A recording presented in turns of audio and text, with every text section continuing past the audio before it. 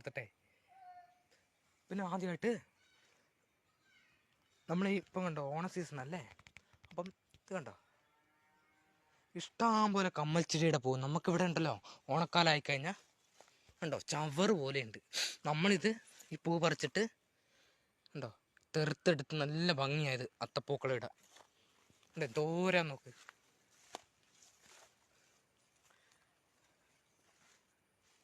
പിന്നെ കണ്ടോ ഇവിടെ നിന്ന് നോക്കുമ്പോൾ ഒരു പ്രത്യേകത എന്താന്ന് വെച്ചാൽ കണ്ടോ മല, കണ്ടോ മല, ആ മല വലിയ നേരത്തെ ആണ് ഉരുൾപൊട്ടലൊക്കെ ഉണ്ടായിരുന്ന ഒരു മലയാണ് ഇവിടെ നിന്ന് നമ്മൾ നോക്കുമ്പോൾ കാണുന്നത്.